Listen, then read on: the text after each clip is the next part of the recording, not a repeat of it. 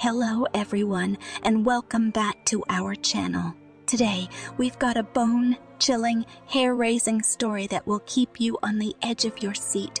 So get comfortable, turn off the lights, and let yourself be transported into the haunted realm of the old jail.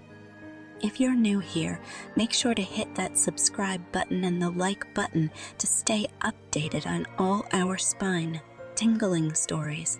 Without further ado, let's dive into the Phantom Prisoner's redemption.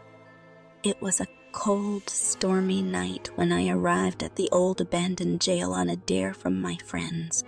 They knew I was a skeptic when it came to the paranormal and dared me to spend an entire night inside the ominous building, armed with nothing but a flashlight and my nerves. The massive iron gates groaned as I pushed through them, and an overwhelming sense of dread washed over me. I cautiously wandered through the dark, damp corridors, the air thick with the scent of decay and the weight of countless tortured souls. The cells seemed alive, watching me with unseen eyes as I passed them.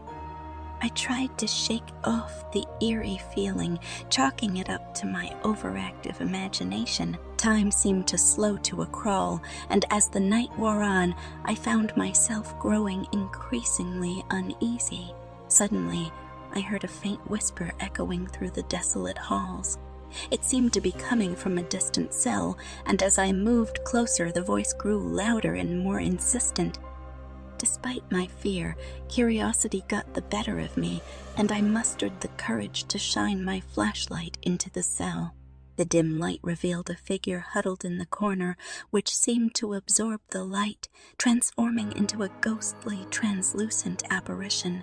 My heart pounded in my chest as I realized I was face to face with the spirit of a long-dead prisoner. The phantom stared at me with hollow eyes, and in a raspy voice it whispered, "Help me, help me, help me find the truth." It explained that it had been wrongly convicted and executed for a crime it did not commit. The spirit was bound to the jail, unable to move on until its name was cleared. Terrified yet determined, I decided to help the spirit. It led me deeper into the jail, guiding me through long-forgotten passages and rooms. As we ventured further into the bowels of the building, I could feel the temperature drop, and the air became thick with malevolence. We finally arrived at a hidden chamber that housed old, dusty records.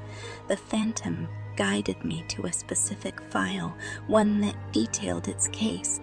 As I read through the documents, I discovered evidence that had been overlooked or intentionally buried, evidence that proved the spirit's innocence. But there was more.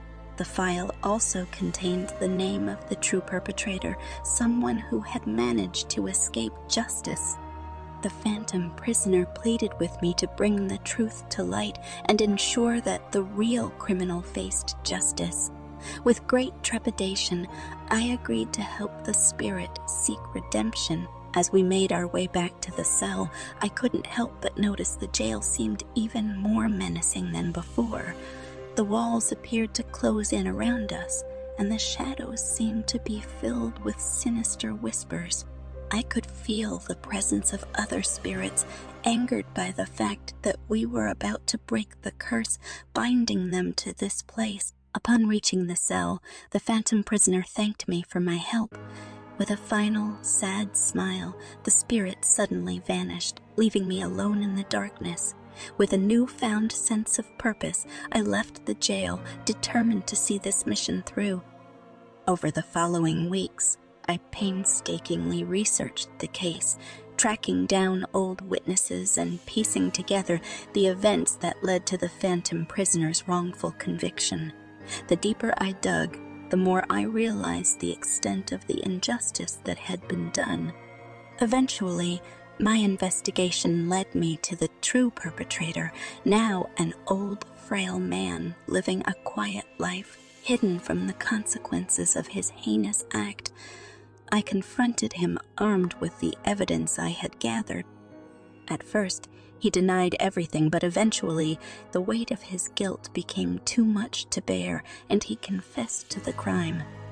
With the truth finally revealed, I returned to the old jail, hoping to free the other restless spirits that haunted its walls.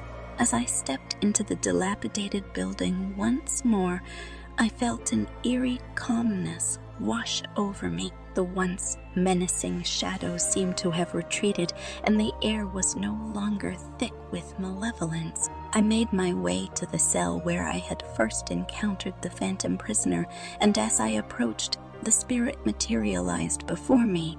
It looked different now, its once hollow eyes filled with a glimmer of light.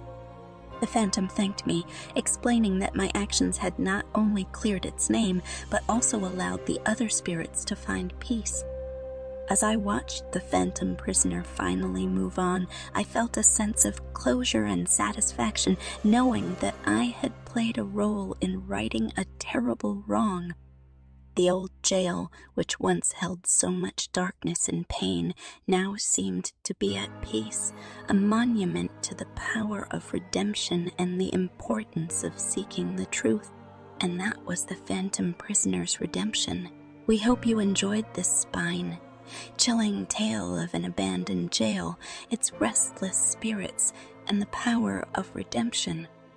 If this story sent shivers down your spine, don't forget to hit that like button and subscribe to our channel for more terrifying tales. Until next time, sleep tight and remember, sometimes the truth is scarier than fiction. Goodbye, everyone.